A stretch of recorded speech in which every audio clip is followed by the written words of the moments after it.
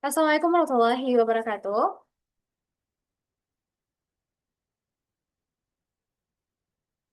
Ya.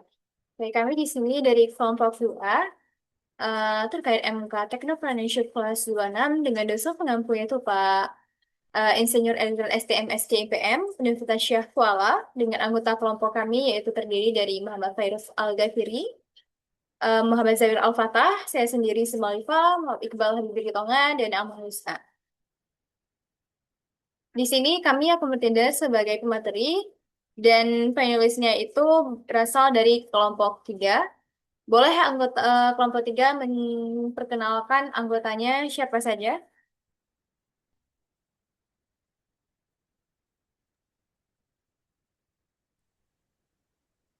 Jadi kami dari kelompok 3 yang merangkutkan saya sendiri sekarang ini ada Faisal Hanif, Nisa Fatima, terus Rizky Rosmandi, sama Delvi. Oke. Sebelum kalian memberikan pertanyaan dan kami menjawab pertanyaan dari kelompok 3, kami akan menjelaskan garis besar ide bisnis kami Printbox Campus. Nah, pada dasarnya, mahasiswa itu kan pasti bakalan ada keperluan-keperluan yang mendadak. Entah itu kelupaan tugas kah, atau mungkin dia perlu kenalan dosen wali kah. Nah, perlunya Primbox kampus ini untuk memudahkan akses mahasiswa tanpa harus keluar kampus dan bisa mengakses print itu secara cepat, tepat, dan mandiri. Sehingga tanpa ada antrean yang panjang dan tentu saja harganya itu ekonomis, harga mahasiswa. Nah, pada Primbox kampus ini dia itu terdapat pembayaran cash atau bisa lewat e-wallet seperti m-banking, Dana, GoPay dan lain-lainnya. Nah, untuk filenya itu bisa dikirim via WhatsApp atau via web yang kami sediakan pada Printbox kampus ini. Nah, untuk proses printnya itu dilakukan secara mandiri oleh mahasiswa tersebut. Oke, untuk itu boleh pada pertanyaan pertama dari panelis, yaitu kelompok 3.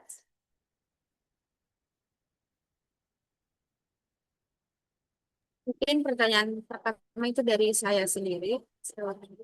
Uh, kan bisnisnya ini berarti itu difokuskan untuk mahasiswa yang ada di kampus.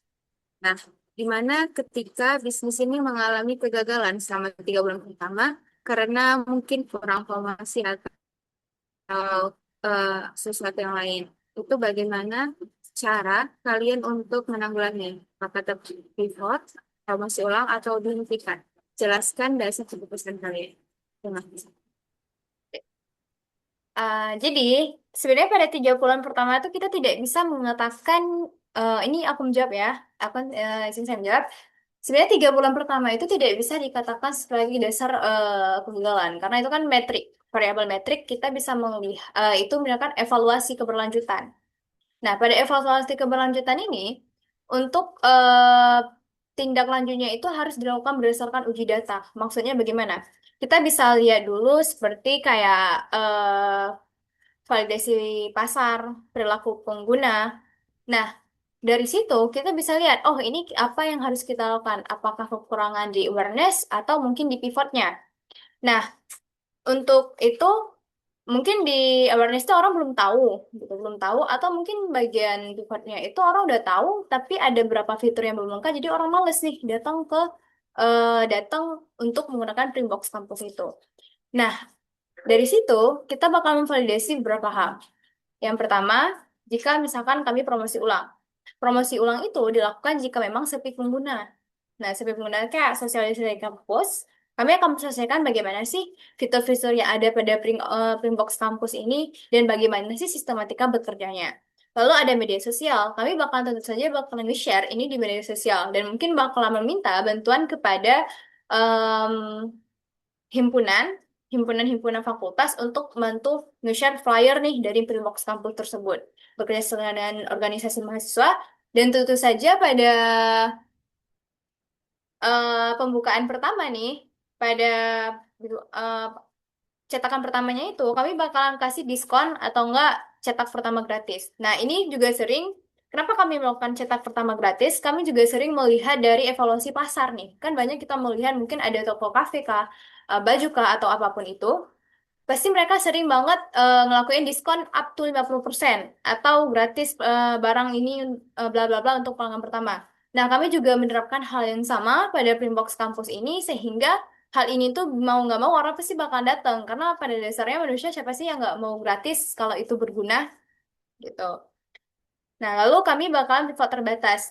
Gimana setelah kami evaluasi, ternyata pada Preworks Campus ini kami tadi cuma menyediakan fiturnya itu mandiri, tapi nggak ada jilidnya nih. Otomatis mahasiswa, saya sendiri kalau misalkan ngeprint, di situ ngeprint doang, tapi kan aku butuh jilitan nih, harus keluar kampus lagi. Otomatis, kalau misalkan mahasiswa itu pengen simple, daripada bolak-balik pergi, kenapa kita nggak fotokopi aja nih langsung, gitu. Nah, di sini kami tuh bakal nambahin fitur jilidnya. Di mana fitur jilidnya itu jadi dengan branding itu one stop service. Di situ semua tersedia. Nah, gitu. Tentu saja kami akan membrandingkan diri print cepat tanpa antrian panjang. Gitu. Lalu penghentian ini itu merupakan salah satu opsi terakhir yang kami lakukan. Maksudnya bagaimana? Ternyata setelah kami melakukan promosi ulang atau setelah kami melakukan pivot dan perbaikan lainnya, nggak ada penunjukan nggak ada nih peningkatan operasional gitu. Jadi karena tidak ada pendapatan atau tidak ada peningkatan operasional, otomatis kami bakal memberhentikan itu pun opsi terakhir. Tapi jika memang bisa, kami akan terus menindaklanjuti pasar berdasarkan data yang terjadi di lapangan. Gitu.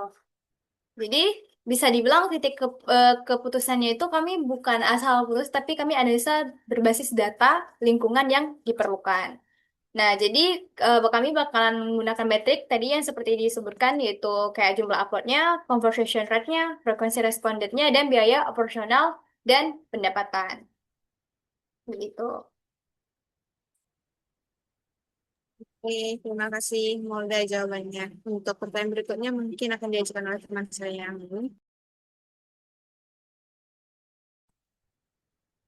Aku izin nanya, aku Delvi Singgi dari kelompok 3.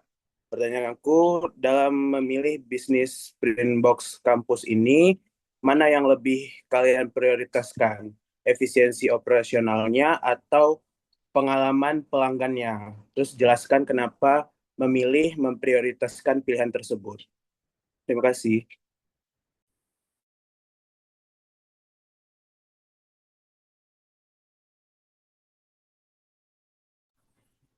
Oke, aku izin jawab. Jadi kami ini lebih memilih untuk memprioritaskan pengalaman pelanggan atau pengalaman dari mahasiswa itu sendiri. Karena dalam konteks ini Printbox kampus ini sendiri itu faktor yang paling menentukan keberhasilan itu bukan hanya mesin bekerja efisien, tapi dari mahasiswa itu sendiri apakah benar-benar mau dan nyaman menggunakan layanan tersebut, layanan Printbox kampus.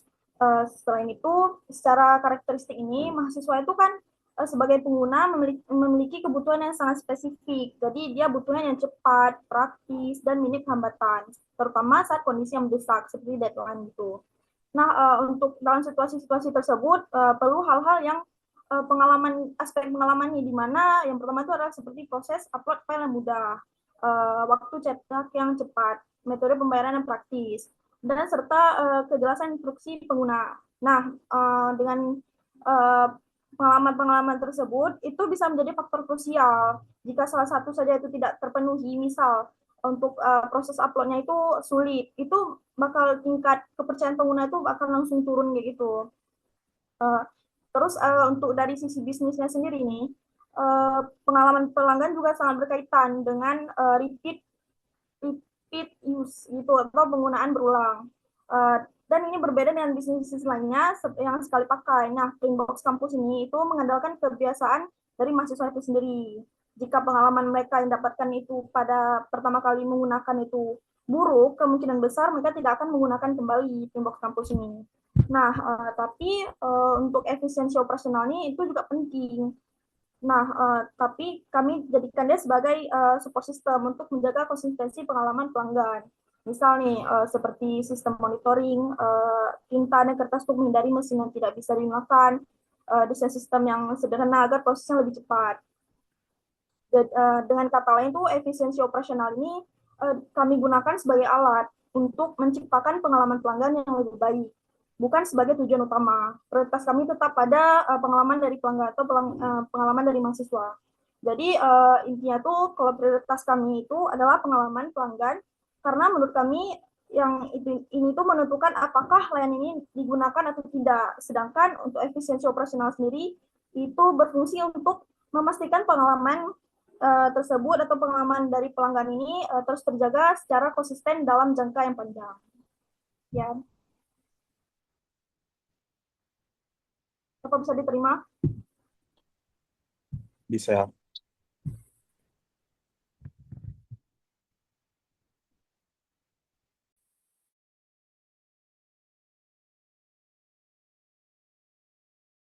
Mungkin pertanyaan selanjutnya dari kelompok 3, silakan.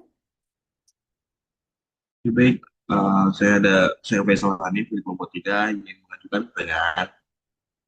Nah, jadi kan ini usaha Primbok kampus. Kenapa kalian memilih peluang besar yang berkembang itu di lingkungan kampus? Kenapa nggak di lingkungan luar, misalnya lingkungan persekolahan atau nggak lingkungan perkantoran yang lain?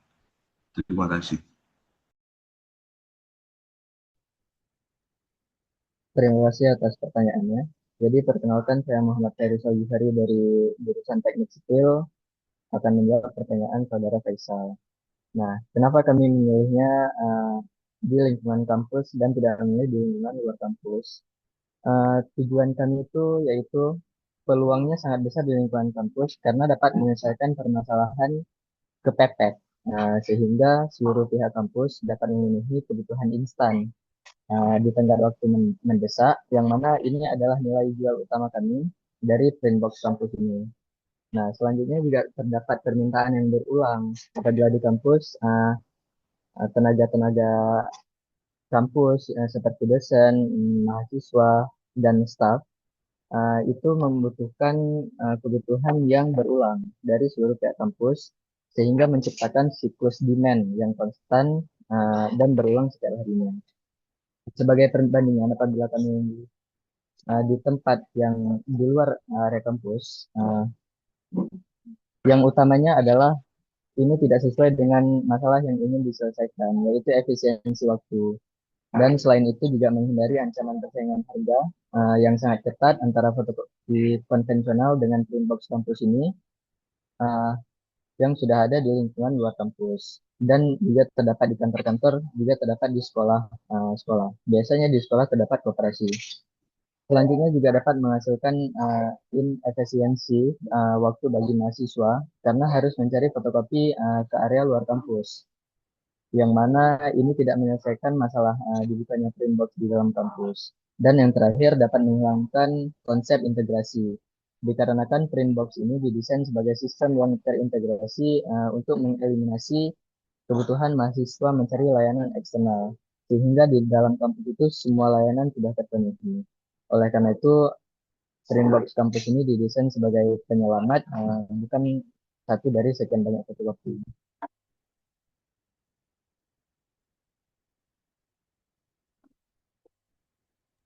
Apakah dapat diterima? Ya, baik.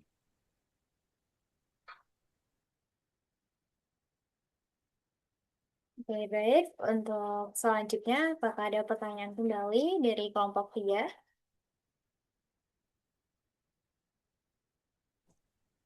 Baik, perkenalkan nama saya Nisa Fatimah. Saya perwakilan juga dari kelompok 3. Saya ingin bertanya terkait produk dari Printbox ini, itu bagaimana model pendapatan atau revenue stream dari Printbox ini? Apakah hanya dari biaya cetak atau ada potensi lain seperti iklan, membership, atau kerjasama kampus?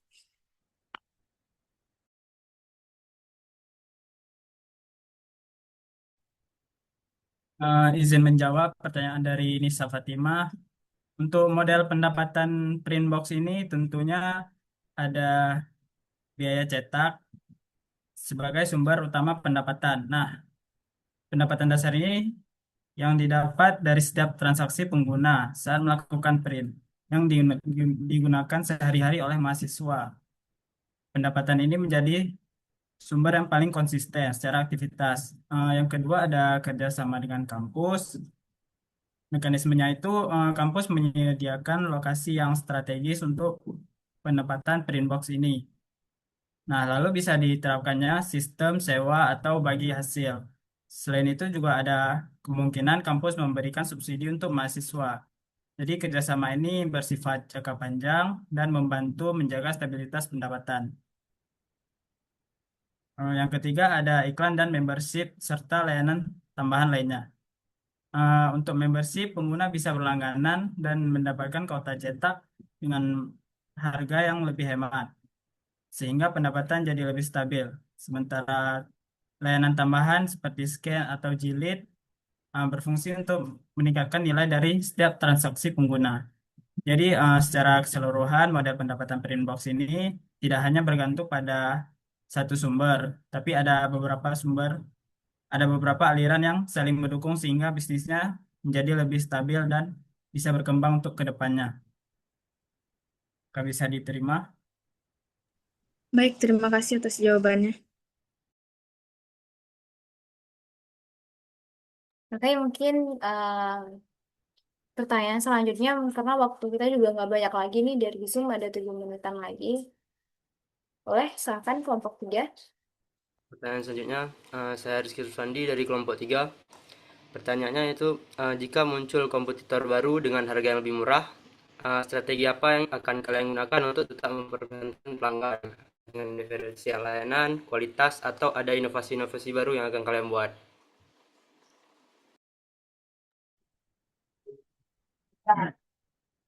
Suaranya jelas? Jelas-jelas. Baik, ini saya akan menjawab pertanyaan tersebut. Nah, bagaimana apabila suatu kompetitor baru berani membanting harga itu jadi lebih murah? Jadi strategi yang paling tepat itu menggabungkan atau mengombinasikan diferensiasi layanan, menjaga kualitas dan inovasi fitur itu. Namun ini fokus utama itu pada diferensiasi layanan dan kualitas. Untuk yang pertama itu, diferensiasi layanan itu penting karena pelanggan tidak hanya mempertimbangkan harga, tetapi juga pengalaman yang mereka rasakan. Itu yang kedua, kualitas. Itu harus terjaga, bahkan ditingkatkan. Produk atau jasa dengan kualitas yang baik akan memberikan kepuasan jangka panjang untuk pelanggan. Untuk yang ketiga itu, inovasi fitur. Ini juga diperlukan sebagai nilai tambah. Dengan menghadirkan fitur baru ini, dapat memberikan kemudahan yang tidak dimiliki kompetitor. Jadi strategi terbaik ini bukan hanya bersaing pada harga, tapi memberikan nilai lebih pada customer atau pelanggan tersebut. Dengan begitu, pelanggan tetap bertahan karena merasa mendapatkan manfaat yang sebanding, bahkan maupun lebih baik dibandingkan hanya sekedar harga murah. Sekian. Dapat diterima jawabannya. Baik.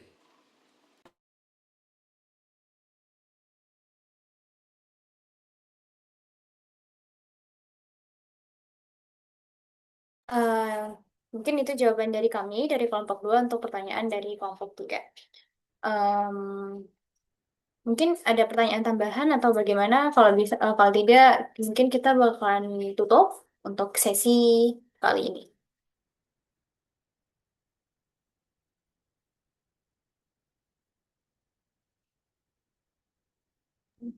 Mungkin dari kelompok 3 itu aja pertanyaannya. Terima kasih atas jawabannya. Sangat memuaskan.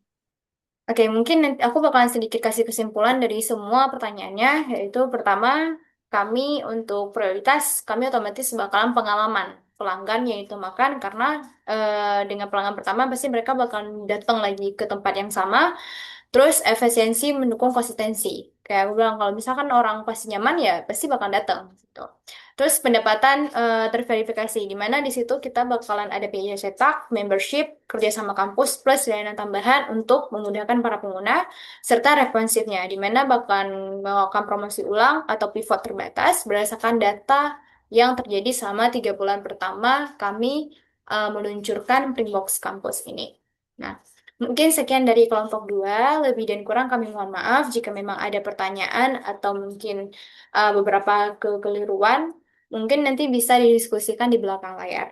Kami ucapkan terima kasih. Wassalamualaikum warahmatullahi wabarakatuh. Waalaikumsalam warahmatullahi wabarakatuh.